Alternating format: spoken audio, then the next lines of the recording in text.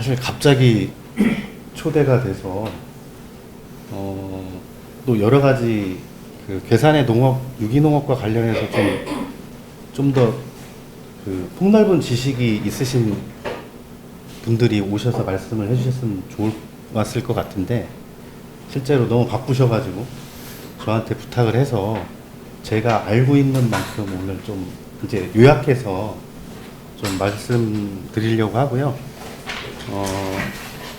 제가 준비한 거는 그 괴산 유기농업 현황과 관련해서 그 실제적으로 데이터를 갖고 있는 거는 유기농업인 연합회입니다. 괴산 유기농업인 연합회에서 대부분의 자료를 가지고 있는데 워낙 요즘 바빠서 어떤 자료를 요청할 수가 없어서 제가 2021년도 그 저희 괴산 지역 그 자료를 갖고 일단 먼저 말씀을 드릴 거고요. 그 두 번째로는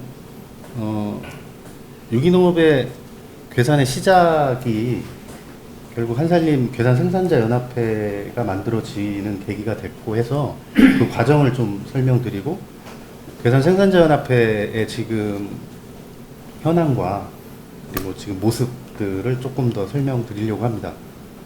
그리고 세 번째로 저희 조직 중에 간물 흑사랑 공동체가 그 굉장히 회원수가 많이 늘고 있고 간물 자체의 귀농자가 계속 늘어나는 현상이 있고 그 중심에 간물이 있어서 간물 공동체가 있어서 간물의 특색이 뭔지에 대해서 좀 말씀을 드리려고 합니다. 그래서 첫 번째로 많은 자료를 제가 찾을 수 없어서 기본적으로 지금 계산군 그의 가구수로 따지면 지금 면별로 제가 조사를 한 건데요. 이 자료 거의 정확할 겁니다. 거의 그 차이가 없을 것 같은데 지금 393농가 정도 되고 있고요. 근데 실제로 저희가 1차 엑스포, 산업 엑스포 때 조사한 걸로는 그때 당시에는 540가구가 넘은 걸로 제가 기억하거든요. 이제 그만큼 이제 농업 여건들이 많이 안 좋아지면서 2014년 이후에 굉장히 많이 농업 여건이 안 좋아졌거든요. 그러면서 친환경 하시는 분들이 대폭적으로 좀 줄어든 상황입니다. 그리고 평수로 보면 150만 평 정도의 유기농업을 하고 있고요. 면별로 보시면은 뭐 칠성이나 간물이 월등하게 지금 많은 상황이고요. 맨 앞에 끝에 이렇게 돼 있는데 그 특히 간물 73농가 중에 거의 70농가가 간물 흑사랑 회원입니다. 그러니까 3농가 정도 빼고는 간물 흑사랑 농가로 돼 있고요. 청천면에 이제 솔매 농장이 소속돼 있는 거죠. 면별로 보면 이렇고 이제 조금 보시면은 면적하고 사실 가구수 그리고 품목과 관련해서 조금 조사를 해봤는데 복합 영농을 하시는 분들이 159가구 정도 됩니다. 그러니까 이제 농업을 전문적으로 해서 여러 가지 농사를 져서 유기농을 여러 가지 농사를 져서 이제 생계를 꾸려나가는 농가가 159농가 정도 되고요. 단일 품목으로 지금 하시는 분도 이렇게 많습니다. 그래서 특히 이제 벼를 친환경으로 하시는 분들이 한 152가구 정도 되고 주로 많은 게 뭐 산양삼이나 인삼, 뭐 블루베리, 아로니아 이런 순으로 이렇게 돼 있고요. 특이한 건 정말 생각지도 못했던 것들을 재배하시는 분들도 계십니다. 그래서 해바라기도 인증 품목에 해서 하시는 분들도 계시고 그래서 지금 현재 괴산군 유기농업 상황은 그 엑스포를 기점으로 해서 약간 늘 걸로 예상은 되나 지금 이 정도 수준에서 계속 유지가 될 것 같고 특히 그 코로나 팬데믹이 끝나는 시점으로 해서 사실 그 1차 농산물이나 이런 가공품의 매출이 굉장히 많이 줄고 있거든요. 그래서 좀 더 힘든 한 해가 될 것 같고 이게 뭐 경기에 맞물려서 앞으로 2, 3년간 굉장히 어려운 상황이 되지 않을까 그렇게 전망하고 있습니다. 두 번째는 제목을 그 유기농업의 시작 한살림 괴산 생산자 연합회 이렇게 잡았는데요. 여기 보면 다 아시는 분들도 계실 것 같은데, 예. 우리 씨앗 농장 안상희 대표님이나 오랜 동안 한살림 활동을 하신 우리 김열 대표님이나 솔매분들 사진이고요. 이제 좀 정리를 해봤는데, 그럼 괴산의 그 유기농업이 언제부터 그럼 했느냐 했을 때, 개별적으로 일어난 건 1980년대 초로 이렇게 잡고 있고요. 실질적으로 이렇게 자료로 남아있는 것들을 보면, 그 1980년대 중반에 그 충북 농촌개발회, 지금 현 논비산이거든요. 논비산 마을에서 이제 서울하고 청주 지역의 한살림에 참여하면서 그 유기농업 시험 재배 그리고 교육, 양계 등을 시작하게 됩니다. 그리고 80년대 말에 가면서 청천 지역에서 그 가톨릭 농민회를 중심으로 해서 그 여러 가지 농산물을 도시 지역 성당하고 청주 한살림에 공급하게 되고요. 요 뿌리가 솔매 농장으로 이어지게 됩니다. 그리고 그 흑살림 아실 텐데요. 지금 그 굉장한 오창이나 내수 쪽에 굉장히 크게 활동을 하고 있는데, 그분들도 먼저 그 충북 농촌 개발회에 그 괴산 미생물 연구회를 시작으로 해서 설립하고 활동하고 하는 과정 속에서 흑살림이 생기게 되고 지금 굉장히 큰 사업을 벌이고 있죠. 그리고 1992년 괴산 소비자 협동조합에서 출발한 분자농산이 있습니다. 이 분자농산이 지금 괴산 잡곡이 칠성면에 있는 괴산 잡곡으로 이어지게 되고요. 그리고 저희 이 지역에 있는 솔매농장이 1995년에 이제 회원들을 중심으로 솔매 유기농업 영농조합법인까지 설립하게 됩니다. 그러니까 기간은, 그러니까 그 활동은 1998년 말, 아니 89년 말 정도? 그 전부터 활동을 하게 되고, 실제 영농조합법인은 1995년도에 이렇게 그 세워서, 그때는 뭐 했죠? 지금 처음부터 매주를 했나요? 아니, 안 했어요. 매주는 나중에. 고추장? 아니, 고추장도 나중에 다 한 거고요. 그때는 그냥 그냥 보통 농사 졌죠. 그리고 제일 처음에 이제 시작됐던 게 이제 그 토마토가 아마 그 저기 한살림 청주로 나가게 됐던 거고. 그리고 2000년대 초반에 그 각 면별로 저희 공동체들이 많이 생기게 되는데요. 그래서 뭐 간물이나 한살림 축산 생산자, 그리고 뭐 지금 칠성유기농의 전신인 괴산 친환경 작곡, 장목회 뭐 이런 것들이 그 지역별로 발생을 하게 되고요. 그래서 생산 공동체가 이때 굉장히 많이 만들어집니다. 그렇게 하면서 생산자도 굉장히 많이 늘어났었고요. 2003년, 4년까지는 굉장히 생산자가 많이 늘어났었고, 그걸 기반으로 해서 2005년도에 한살림 괴산 생산자 협의회가 만들어지고요.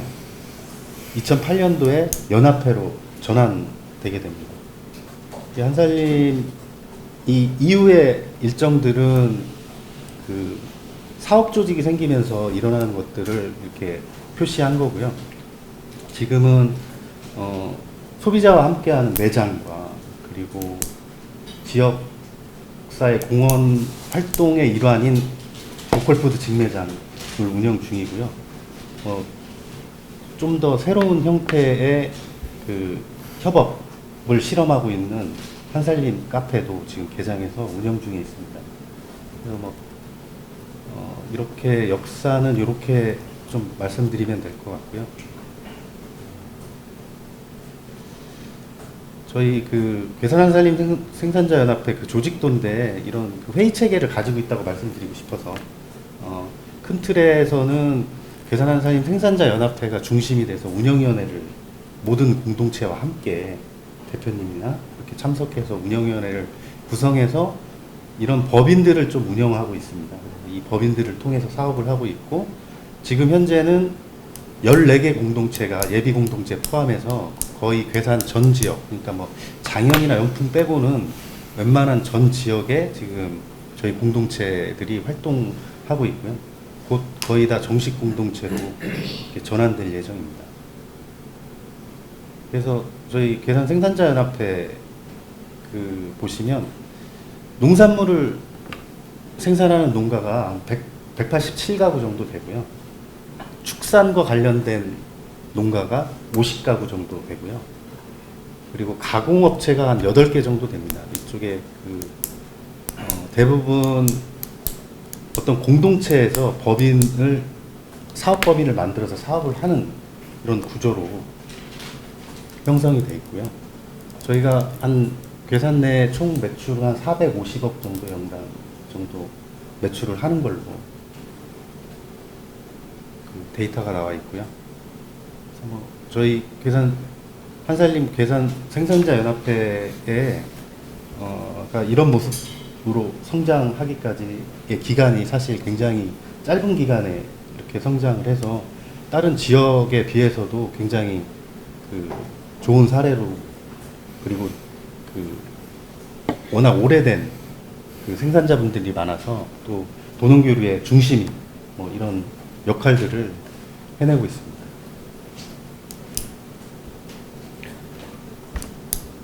마지막으로 저희 간무륵사랑 공동체 사례에 대해서 말씀드리려고 하는데,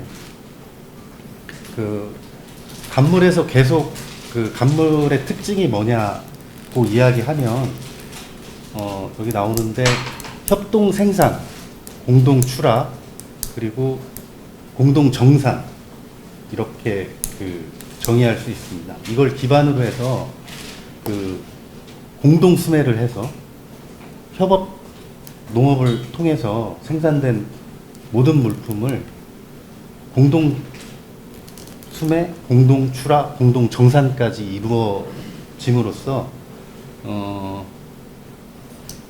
여기까지, 그러니까 대부분 이런 공동체는 없을 것 같아요. 앞으로도 좀 힘들 것 같은데, 이렇게 함으로써 신규 농가의 진입이라든지 판로 확대라든지 이런 것들에 굉장히 힘을 많이 얻어서 굉장히 큰 조직으로 지금 발전하고 있습니다.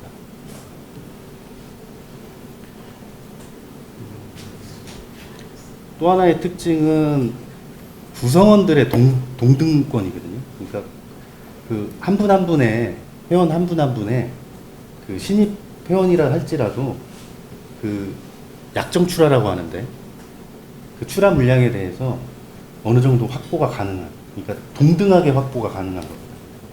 기존에 아무리 농사를 오래 지셨고 자기가 이쪽 기여를 많이 한 분이나 지금 새로 막 참여한 신입이나 동등한 권한을 갖고 있어서 그 부분이 새로 진입하는 귀농자들이나 이런 분들한테는 굉장히 큰 메리트가 되고 있는 거죠. 그래서 그걸 기반으로 해서 좀 회원 증가되는 모습이 굉장히 가파르게 증가하고 있는 거고요. 간무륵사랑은 그러니까 농촌 융복합 산업 형태 이렇게 표현을 했는데 1차는 농사 생산과 관련한 거고, 아까 말씀드렸듯이 이러한 법인 운영을 통해서 이런 약정 배정이나 인증 관리, 이런 품질 관리 이런 것들이 1차적으로 이루어지고요. 이런 것들을 통해서 공동 출하를 또 할 수 있는 시스템을 다 갖추고 있다고 말씀드릴 수 있고요. 이 기반을 가지고 한살림이나 아이쿱이나 두레생협이나 이런 여러 단체에 공급할 수 있고 품질을 일원화함으로써 균일한 품질을 공급할 수 있는 그런 형태가 돼서 이제 매출이 점점점 늘어날 수 있는 기반이 되는 거죠. 보통 친환경 농사 지면서 가장 큰 문제가 기복이 심한 거거든요. 어느 분이 농사를 잘 질 수도 있지만 또 농사가 안 될 수도 있는데 그냥 품질이 왔다 갔다 하면 기존의 거래처들도 떨어져 나갈 수 있는데 지금 많은 생산자를 가지고 많은 생산을 해서 그런 기복을 없애면서 이게 출하의 안정화가 이루어지면서 많은 그 품목을 확대시키고 있는 상황입니다. 이거에 이어서 2차는 가공이거든요. 운이 굉장히 좋다고 얘기할 수도 있겠지만 양배추와 브로콜리를 엄청나게 생산하고 있었어요. 근데 양배추나 브로콜리가 정품이 안 되는 게 너무 많지 않습니까? 그거를 어떻게 가공을 할지에 대해서 고민하다가 양배추 브로콜리 액을 만들게 되고 2015년도에 만들게 되는데 그때 아주 굉장히 운 좋게 그때 양배추 액이나 이런 게 굉장히 인기가 좋았거든요. 그러면서 입지를 완전히 탄탄하게 구축하게 됩니다. 그러니까 뭐 거의 6만 박스가 엄청난 그 생산을 하고 뭐 한살림뿐만 아니고 여러 군데로 지금 공급을 하고 있고요. 2010년도부터는 굉장히 그 생산자들이 많아지면서 또 다른 품목을 개발할 수밖에 없는 상황이 맞아들면서 삶은 옥수수를 2010년도부터 가공하게 되고요. 한 5만 팩 정도 가공하고 있습니다.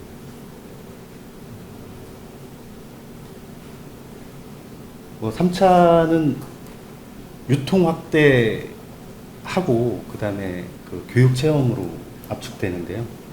그래서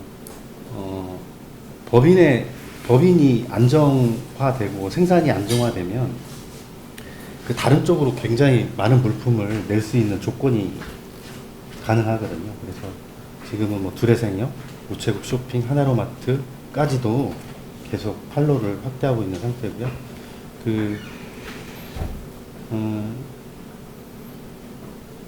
간무륵사랑에서 또 다른 모습은 지역과 함께하는 그리고 지역과 같이 하는 이런 부분에 대해서 굉장히 중요시하고 있어서 그 교육 체험 사업도 활발하게 진행하고 있습니다.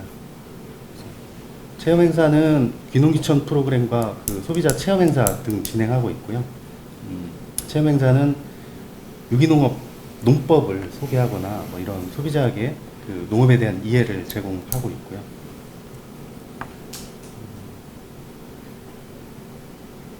아까 말씀드렸듯이 간무륵사랑이 지역과의 상생에 대해서 굉장히 중요한 가치를 두고 있다고 말씀드렸는데, 그래서 지금 하고 있는 것들은 그 지역사회 그 공공 일자리 그리고 취약계층의 그 고용을 통한 일자리 창출을 하고 있고요. 첫 번째로, 두 번째로 장학금이나 그 복지 사업의 기부 사업을 통해서 지역에 계속 환원하고 뭐 있는 활동들을 하고 있고, 그 간물의 그 학교 내부에 그 공간들을 활용해서 문화공간 시설로 활용할 수 있도록 지역에 독서 모임이나 그 보컬이나 뭐 이런 활동들을 지원하고 있고요.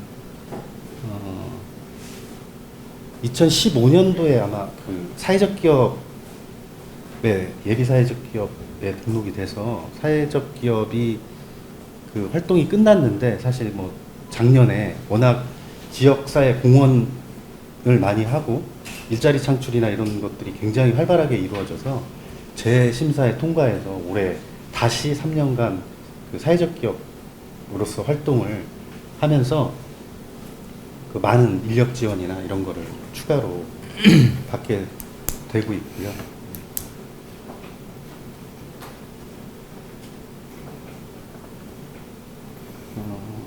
또 한 가지는 이 법인 운영에 대해서 말씀드리고 싶은 거는, 법인을 운영하다 보면 실제 수익이 남는 거를 법인 운영하는데 최소 비용을 제외하고는 농민에게 다시 주어지는 그런 활동들을 하고 있습니다. 그래서 간물 생산자들이 간물을 그 영농조합법인이죠.